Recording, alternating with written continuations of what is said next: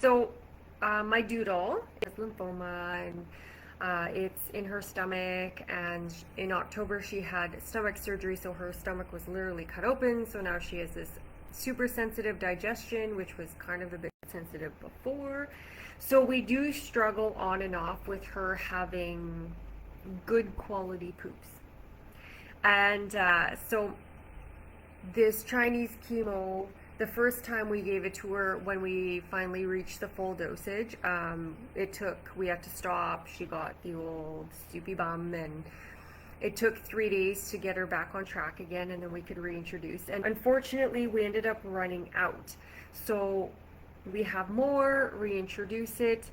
And a little side note, 3 weeks ago we switched up her chemo, and I think there were 3 big pills that she gets once only every 3 weeks, and she ended up vomiting 3 days in a row. She did get a soupy bum again. It was this big thing. We went twice to the vet. We ended up having to do this whole protocol with anti-spasmodic things for her tummy, and it was a big thing. And so that took about 4 or 5 days to resolve, but we got it all resolved and everything was pretty good. Okay, so reintroducing Chinese chemo. And so we just got her back up to full dose on Saturday, and just like last time, soupy bum on Sunday. Okay, fair enough. Like, we've been here, done that before. So Sunday morning, 3 a.m. she had to pee, 5 a.m. she had to other. And that was runny and poor little thing. Well, later, I don't know if it was late afternoon or late morning Sunday or early afternoon on Sunday. Same thing, soupy bum, but at the end of it was a little bit of blood. Okay, she's never had her intestines get that irritated that quickly. So I was like, okay, well, we've been here, done this before, so just never this quickly. Usually it takes 2 or 3 days of runny bum to really get the irritation that blood is coming out. So I did give her an anti-diarrhea medication we have, and then and I fasted her in the morning, all the tricks that usually work. And then that evening, I think it was about 6 p.m., again, she had another go, super soupy, only this time a larger amount of blood came out, the most I've ever seen, and it was concerning. It was really concerning. Now, the only thing I will say is it was not mixed in with her bowel movement, trying to keep it a bit cleaner. It was completely separate. So that's the good news. That tells me right away this is an irritation of her intestines. There's nothing actually going on in there, otherwise it'd be all mixed in. And that is the good thing. But like I said, it was quite a lot, the poor girl. And so of course my anxiety starts kind of kicking in, like, holy crap, she's literally crapping out blood right now. I was like, and I had concern, I could feel it in my chest, and I was like, you know what, like, this has been a long journey, and we had a week of normalcy or near normalcy, and now we're back to drama again. And I was like, oh my God, like, so I did give her more of the anti-diarrhea medication, and I'm like, I don't want to say this has got to work, but like, holy crap, like, her intestines are so irritated, like, right? I didn't know what else to do, right? Now, when I was on their bedtime walk later that evening, and the whole time after I saw that, because what does anxiety do? What if, worst case scenario, drama. That it just spikes all that adrenaline and the imagination to worst case scenarios. And, our minds, we can come up with, the house is burning down in the middle of winter because I left the stove on even though I didn't turn it on this morning. That's where anxiety takes our minds. Ridiculous places, but that's what it does.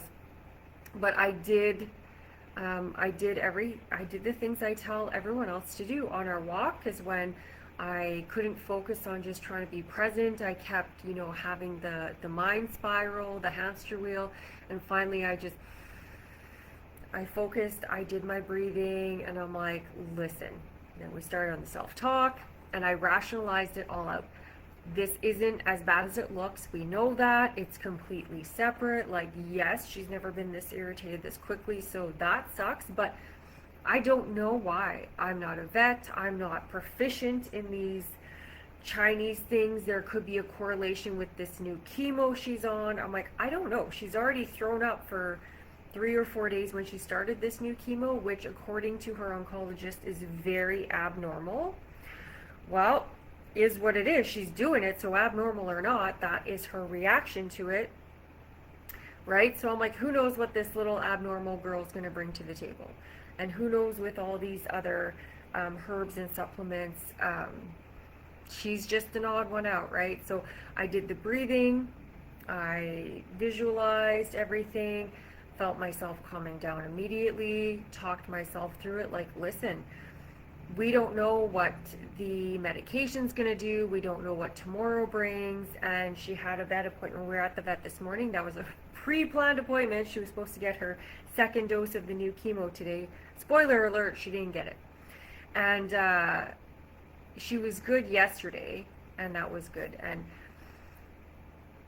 But just to stick for Sunday evening for a minute to kind of close out that day was, there's nothing else I could do. I did everything I could. Supper time came. I pulled out the easy digest canned dog food again. I filled her dish half with that, half with regular food. All the other supplements were left out. I gave her charcoal, and she gets, when she has bum issues, she has a probiotic that is specifically formulated for gastro issues. So it's literally designed to help regulate the bowels to stop a runny bum. So she got that, all the things, and as I'm going to bed, even though I had the feeling, the anxiety trying to come up and be like, you should stay up and watch TV. You should just like somehow distract yourself and do all these things and just stay up late and you're not going to sleep anyway. And I was like, no, we're not doing this. We're going to go to bed. We're going to do our thing. We're going to keep an eye on her. And that's all we can do. We have the number of an emergency vet if we need. We have a number of a guy who comes out at all hours. He was the guy who came out for my big guy after his surgery. Was it Christmas Day evening or Christmas Eve? It might have been Christmas Eve at midnight. This vet comes to this house to check on him. Like, this guy's amazing. So amazing. So I'm like, you have his number if something more happens. Otherwise, like, she's eating. She's like starving. You should see, she's always begging for food. She's playing, she's eating, she's peeing. Everything else is normal. So I'm like, listen, we don't know. We're not a vet. We're not an oncologist. We know nothing about this new chemo. She's obviously having a odd reaction because that's what she does apparently. So I'm like, you don't know. Let's see what tomorrow brings and we'll go from there. One step at a time. Don't make up issues that aren't issues yet. So I did all that self-talk, and guess what, guys? I had a really good night's sleep. I did. I slept through the night. I got to sleep. Actually, I want to say I was asleep at like 9:30, but I was asleep super early. I slept well. Everything was good. And then, so she was really good yesterday, but this morning, even last night she had a most excellent session. With all that, I was like, okay, we've turned the page, we're good, everything is good. Then this morning comes 3 o'clock, she has to pee, and I was like, come on. 5 o'clock, there it was, complete soupy bum again. But there was no blood. There was 0 blood. So I'm like, see, perfect. I said, you have an appointment at 9:30. She has to fast for that appointment anyway. So we go in there, show the vet the picture. She's like, oh yeah, okay, that is a little bit of blood. She was very irritated. I agree. Here, this is what we're going to do because we need to clean that up first. Then come back in like a week and then we'll give her her next dose. Right? Just like that. No issues, no problems. Just, okay, well, if she gets irritated, she gets blood again, contact us. Let us know. If it gets bad enough, maybe we do something else. So, and she confirmed it too. As soon as she saw the picture, she says, oh, okay. She's like, that's fresh. That's separate. And I said, oh yeah, it was very separate. She's like, okay. And she wasn't really concerned because it just shows irritation. And I'm like, see, my anxiety wanted me to freak out over nothing. Not saying it's nothing, but you know, trying to create all those, well, what if, it could be this, it could be that, it could be what if, and no, we're not doing that. So I just wanted to share again, I did the breathing, I did the self-talk, I logically followed all the steps down, like, okay, this is why this can't be it, this is why it can't be that. Oh, guess what? We're out of ideas because we're not oncologists and we're not a vet, so we're not going to pretend we know what we're talking about and make up silly scenarios that we don't know. I spent well over a decade doing stuff like that, and it's the 200 what ifs our anxiety comes up with. Almost every time, all of them are a bunch of buckets anyway. None of them end up happening, and then you make contingency plans for all of these what ifs, and then all of a sudden our anxiety spikes, so then we have to make contingency plans for the contingency plans for the what ifs. Like, it just spirals way out of control. So I just wanted to come in and share that, and we have our protocol, amino acids and more charcoal and ozone pills she's got going on too now. So we're just gonna see how it goes, and that's all we can do right now. So yeah, feeling really good. Do not have the anxiety. Just doing our thing.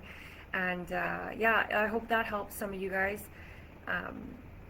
Even in seemingly scary situations, it's usually not that scary. It's that our anxiety, you know, pooling together and collaborating with our imagination can really blow it out of proportion and make it seem a lot scarier than it really is. So I hope that helps at least one person who watches this and was like, oh, okay, like, I can do that. Yeah, if I can do it, like, I can't even tell you guys what a freaking mess I was, you know, 10, 15 years ago, how out of control my anxiety was. Like, it literally controlled my whole life. My very existence was anxiety. And so if I can use these tools and get to a point where I fall asleep within like 5 minutes of actually turning out the light.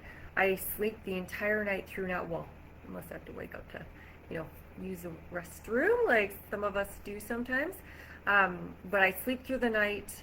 I don't have daily anxiety anymore, and that comes from a place of like, I literally couldn't even enjoy a dinner out with my boyfriend without coming up with 6 ways we were gonna die somehow. Like, right? So, and these are just the simplest tools that I used back then and I still use today to negate it, to get rid of it. And it isn't about distracting. I know people love to distract. Oh, if I just don't think about it, if I distract myself, that's what my anxiety wanted me to do Sunday night. That's where we end up staying up till 2 a.m. watching TV, reading. That was my go-to, either TV or reading, where we're unable to fall asleep because all of a sudden when we need to quiet our mind, there's no more distractions. So the anxiety is able to take over, which is why it's so important to actually process it, deal with it, understand why you're having it, and get rid of it. Right? There's a very big difference there. So I'm not a person, I don't ever condone the distraction method. I know one of my friends here, oh, you know, I have to just distract myself. And I'm like, well, that works some of the time for some of the things, minimally. But the majority of the time, that should not be your go-to thing. So